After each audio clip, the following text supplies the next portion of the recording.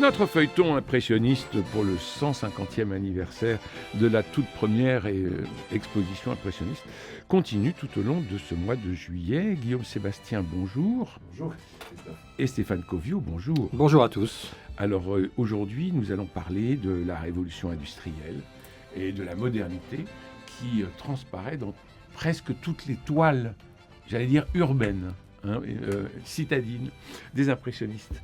Alors, avant la Révolution, jusqu'au XVIIIe siècle, les activités industrielles à Paris étaient limitées aux grandes manufactures royales. Il y avait les Gobelins, la savonnerie et la manufacture de glace au faubourg Saint-Antoine, des industries qui étaient orientées vers le luxe et qui servaient la cour et la haute bourgeoisie. Et puis, à partir dans le 19e siècle, c'est vraiment la révolution industrielle qui va stimuler Paris avec de nombreuses activités qui sont installées dans d'anciens couvents comme les bonshommes de Chaillot et les carmes des chaussées qui sont devenus des filatures. La ville est également devenue l'arsenal de la France pendant les guerres avec des fonderies de cloches, des fonderies de canons et des usines de salpêtre et de poudre noire.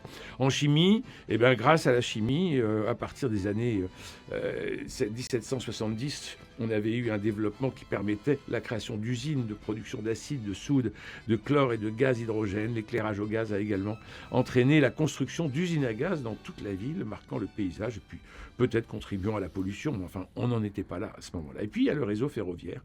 Dans la continuité de la politique du Second Empire, le plan Freycinet, vous savez, qui a soutenu le développement d'un réseau de chemin de fer organisé autour de Paris, comme une toile d'araignée.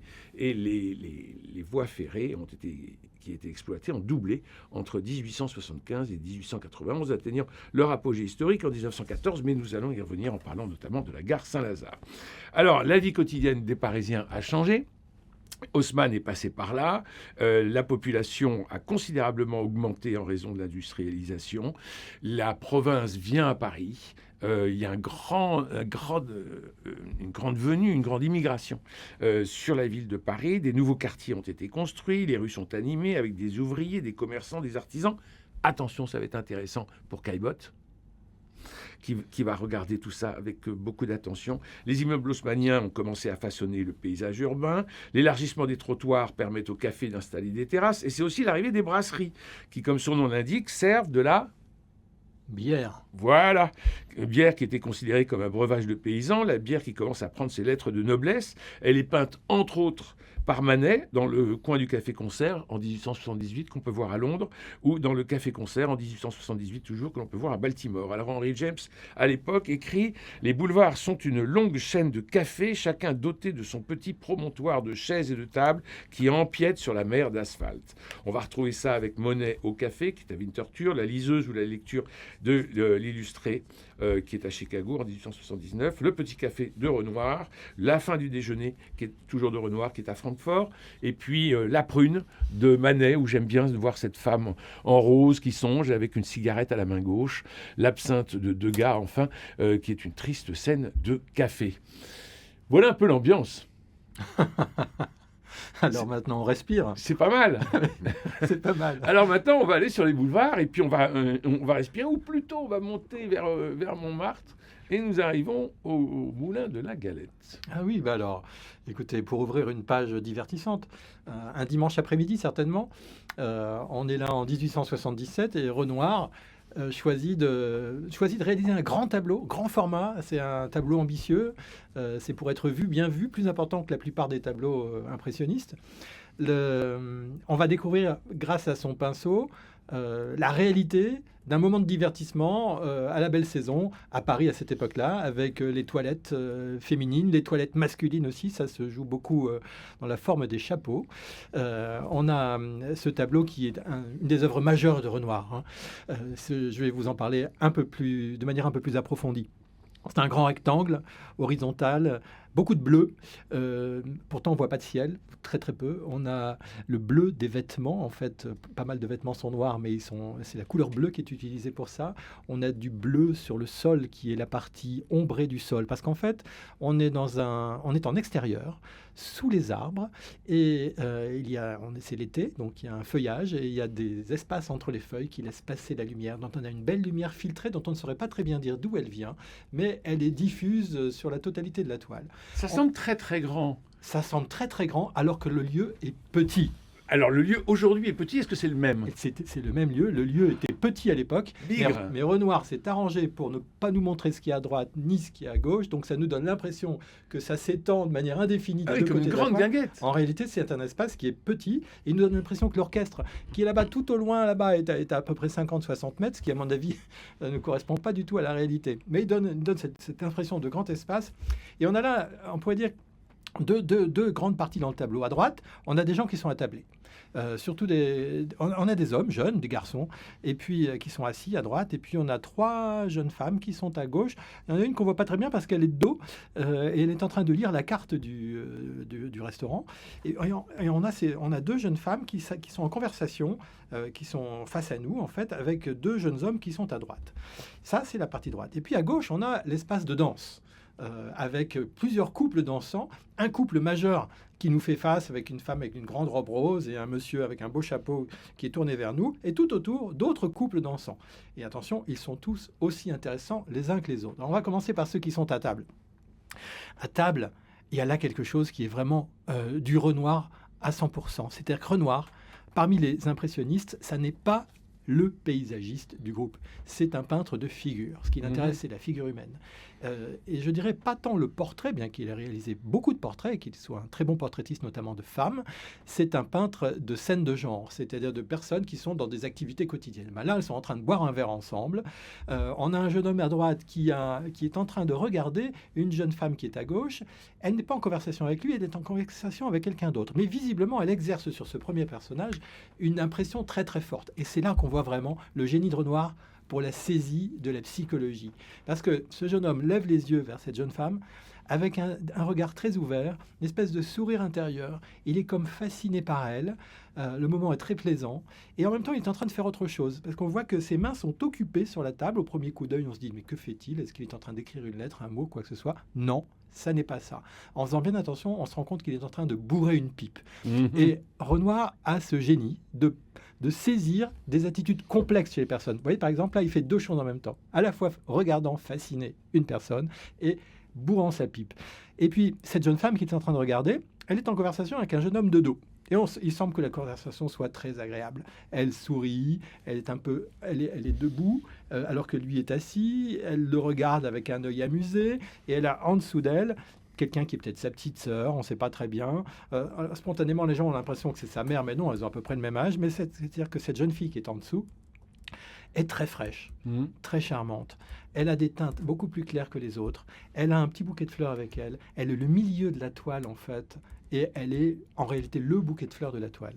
Et c'est un magnifique visage féminin que Renoir nous présente, qui est un grand amateur. Donc on a cette tablée joyeuse, simplement joyeuse, certainement un peu amoureuse.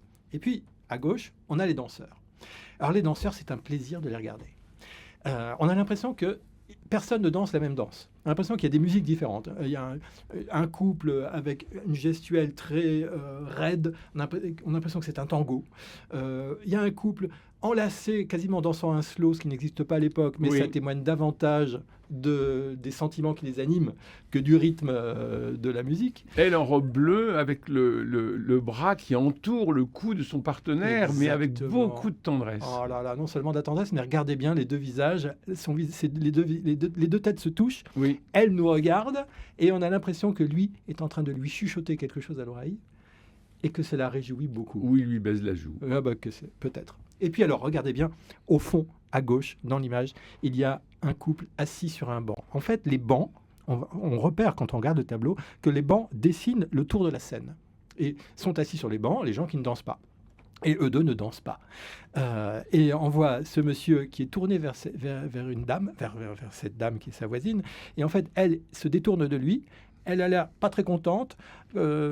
Fatiguée. Oui, peut-être fatiguée. Ou peut-être une scène de ménage. Mais vraisemblablement une scène de ménage. Il insiste, peut-être c'est ce que, en insistant, il obtiendra la danse qu'il souhaite. On n'en sait rien, mais il s'agit là clairement de relations galantes à un certain stade, on va dire. Oui. Elle se retourne et lui, il lui prend, il a sa main sur son épaule, sur son coude précisément, comme s'il appuyait pour insister dans son dialogue. Et voilà. Est-il lourd? A-t-il raison de l'être? Je ne sais pas. L'histoire, on ne connaît pas la chute. Et alors, si on regarde bien la partie droite du tableau, il y a un arbre.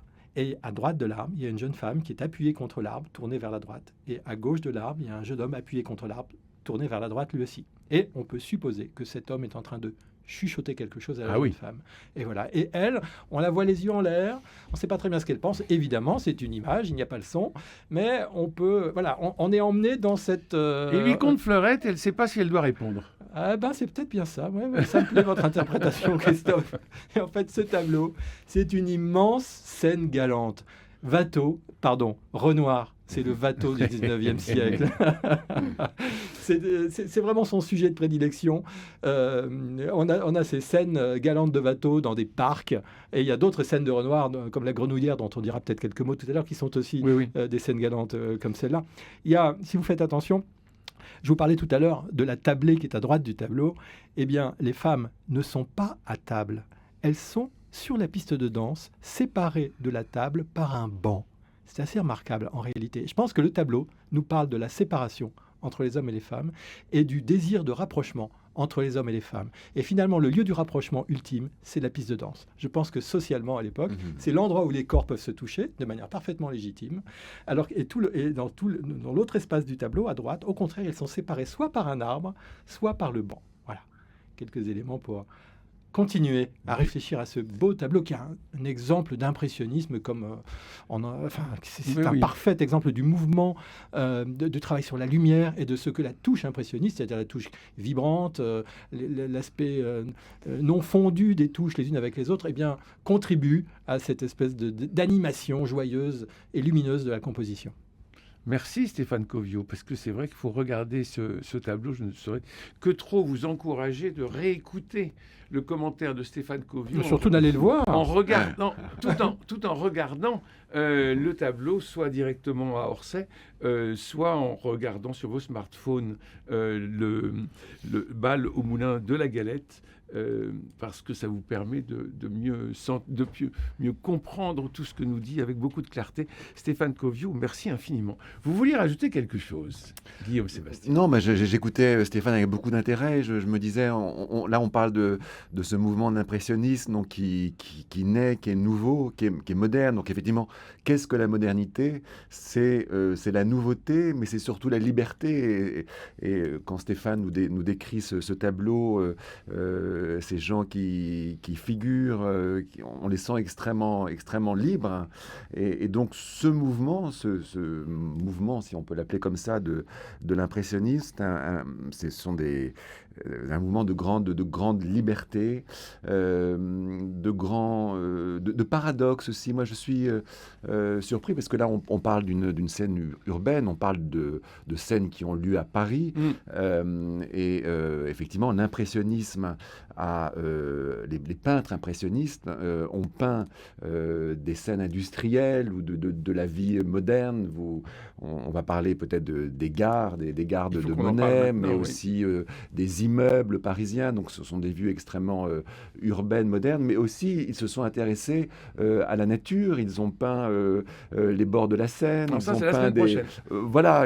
Ça, c'est la semaine prochaine. Ils ont peint la lumière et moi je suis frappé en regardant et on l'a très bien vu dans cette magnifique exposition qui se termine ces jours-ci à Orsay, donc sur 1874, Paris 1874, de voir cette lumière toujours qui transparaît dans ces tableaux, de ces nouveaux peintres, de ces impressionnistes, et qui en même temps peignent la vie moderne, Paris, le bitume, les immeubles, le métal des gares. Et c'est incroyable, je trouve, cette légèreté avec laquelle ces peintres travaillent. Zola écrit cette teinte blonde qui envahissait toutes les palettes. Et je trouve l'expression assez bien choisie. Alors parlons justement de la modernité. De la gare Saint-Lazare, elle a été inaugurée en 1827. En 1869, imaginez-vous qu'elle a vu passer 13 254 000 voyageurs. Paris-Rouen a été inauguré en 1843, Paris-Le Havre en 1847. La création de Deauville, qui correspond au rail qui passe de Pont-l'Évêque jusqu'à la mer, se crée en 1860 grâce au duc de Morny, le demi-frère de Napoléon III. Alors le quotidien industriel, Proust est le premier à parler du téléphone dans un roman, c'est la toute première fois, et les impressionnistes peignent le train. Vous savez que Zola a acheté sa maison de Medan parce que le train passe au bout du jardin et qu'il voyait comme ça le train passer et qu'il l'entendait passer, et que pour lui c'était un signe de la modernité, qu'il était vraiment inscrit complètement dans l'industrie. Alors, c'était du dernier chic d'avoir le train qui passait au bout du jardin. Le train, justement. On se souvient, ou ils s'en souviennent, d'une toile de William Turner, Rain, Stream and Speed. Cette peinture presque abstraite qui représente une locomotive traversant un pont ferroviaire au-dessus de la Tamise. La locomotive Alors, je ne sais pas si vous connaissez ce tableau, je vous le montre, parce que c'est incroyable. C'est de modernité. Et on est en 1800, qu'est-ce que j'ai dit, 44. Regardez. Voilà. Et alors donc ensuite, Édouard Manet va peindre la gare Saint-Lazare, connue sous le titre simplement, la gare Saint-Lazare, cette peinture qui représente la gare parisienne. Et Manet a été fasciné par le chemin de fer. Il a souvent dépeint la gare et les trains dans son œuvre. Alors, la série de Claude Monet en 1877, la gare Saint-Lazare, Monet. Alors c'est formidable ces tableaux, parce qu'on voit le train. Si vous allez le voir en vrai à l'exposition, vous l'avez vu, vous l'avez en tête tous les deux. Oui, bien sûr. Je l'ai regardé longuement. Et à droite de la locomotive, il y a un rond orange, d'un orange très fort. Qu'est-ce que c'est? Mais c'est sur la locomotive. Non. C'est à droite. C'est à droite de la D'accord. locomotive. Non, je ne sais pas ce que c'est. J'ai été frappé par cette boule. Voilà. Qu'est-ce que c'est, cette boule orange? Je ne sais pas. Je ne sais pas. Et j'ai été frappé parce que cette boule donne un équilibre et une force incroyable à l'ensemble du tableau. Ah bah soit. Voilà. Donc je voulais. C'était cette boule orange, c'est un peu comme le petit pan de mur jaune. Exactement, c'est ça. Il y a toujours quelque chose qui nous attire, qui nous fascine dans une œuvre. Parfois, c'est le point par lequel on entre dans un tableau. Moi, je trouve qu'il faut toujours être extrêmement sensible à ça. Alors moi, ce qui m'a frappé quand j'ai vu ce tableau la première fois, il y a longtemps, c'est la structure de la gare Saint-Lazare. Parce qu'on est vraiment face, comment dire, on est sur les quais regardant vers la sortie. Donc on a au loin le ciel et donc la sortie de cette grande halle et qui sont en fait 4 lignes droites. En fait, on a une ligne deux verticales à droite et à gauche et puis 2 obliques qui se rejoignent au-dessus et les trains qui arrivent vers nous. Mais notre regard qui part vers le lointain aussi. Et on a cette structure extrêmement nette et au milieu, c'est le flou dû à la vapeur. Évidemment, à la vapeur, aux fumées, etc. Et c'est cette espèce de conjonction entre... Moi, ce qui me reste vraiment, c'est la conjonction entre ces deux choses, c'est-à-dire la structure et le mouvant, l'imprécis.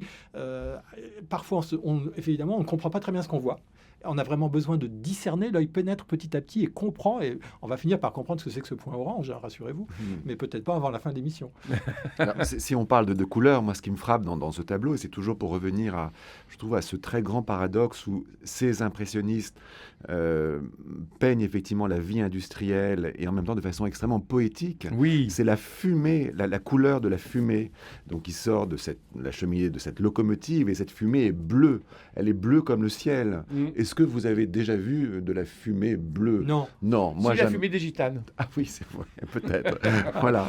Mais et ça, donc, c'est un souvenir très ce qui ancien. fait qu'au premier coup d'œil, on peut penser que ce qu'on voit est le ciel, alors que ce qu'on voit est la fumée. Absolument. Ouais. Voilà. Donc c'est ça qui me frappe dans cette gare, de voir cette fumée bleue qui sort de la cheminée de cette locomotive. Alors, la modernité au XIXe siècle, comment dire, en art, c'est le réalisme. Le XIXe siècle a commencé avec la notion de beau idéal, avec le néoclassicisme, et en fait, jusqu'en gros 1887-8, la modernité, c'est le réalisme. Après, ça va être le début de l'art moderne. C'est autre chose que les peintres vont essayer de conquérir. Et les impressionnistes se trouvent dans la lignée de cette modernité réaliste avec des précurseurs qui ont été les Anglais, Constable, et puis les Français de l'école de Barbizon, Courbet, bien entendu. Hein.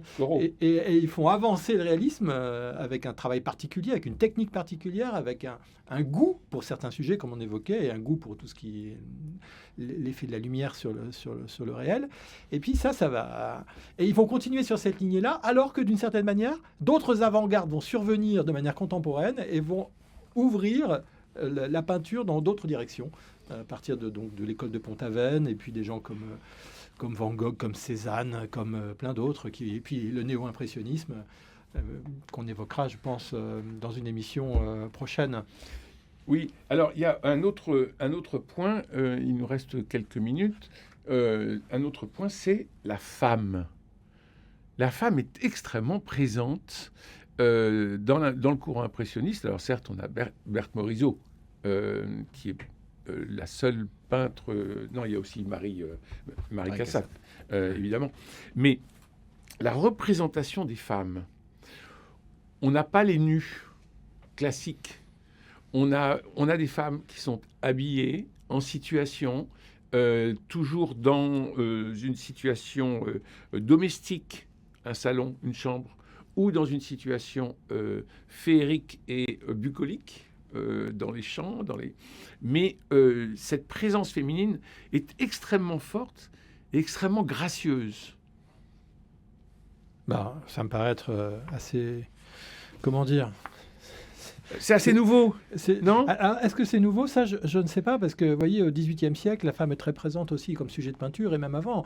Évidemment, il y a la question de l'amour. C'est le grand sujet de la littérature, c'est aussi un des grands sujets de la peinture. J'évoquais la scène galante avec Renoir. On est là quand même... Mais regardez le berceau de Berthe Morisot. C'est une peinture éblouissante que l'on voit actuellement à Orsay. Regardez ce qui est intéressant. Cette femme qui regarde cet enfant, c'est vraisemblablement son enfant, et cette jeune maman, mais la main qui est posée là, signifie énormément de choses. Cette prise du réel, cette prise qu'elle a au réel. Et c'est une prise qui est, je trouve, extrêmement contradictoire avec la douceur de son autre main qui tient sa joue. Et là, il y a quelque chose que Berthe Morisot veut peut-être nous dire. Mais peut-être bien. En tout cas, c'est un tableau qui se prête à des interprétations riches, comme vous venez de le faire, très, très clairement. Je vous remercie parce que c'est un tableau que je n'ai jamais vraiment regardé sérieusement. Et avec ce que vous venez de proposer, je vois qu'effectivement, il peut nous emmener bien au-delà d'une simple scène de genre. Ah oui, tout à fait. Et d'une mère avec son enfant, ce qui déjà en soi est un beau sujet. Avec en plus cet enfant qui dort, qui est caché par ce très beau voile transparent. Donc il y a ce quasi-objet précieux. Berthe Morisot est quand même une femme peintre qui s'est beaucoup intéressée aux femmes et à des maternités. Donc c'est assez logique. Effectivement, beaucoup de ces tableaux figurent des femmes. Mais la représentation de la femme, pour moi, me semble changer par rapport... Enfin, il y a une rupture avec les impressionnistes dans la représentation de la femme en peinture, de mon point de vue, parce que ça m'a sauté aux yeux en revoyant l'exposition et en feuilletant pas mal de catalogues. Bon, mais je me trompe peut-être, hein. Il faudrait que vous nous emmeniez un peu plus dans vos sensations. Je trouve, mais c'est une représentation extrêmement pudique de la femme, que l'on n'a globalement pas avant eux et qu'on n'aura globalement plus après eux. Alors peut-être que c'est lié, voyez-vous, au fait que ce sont des scènes de genre, c'est-à-dire que ce sont des scènes réelles. Et de ce fait, les scènes réelles sont pudiques. Les scènes de la vie quotidienne, etc.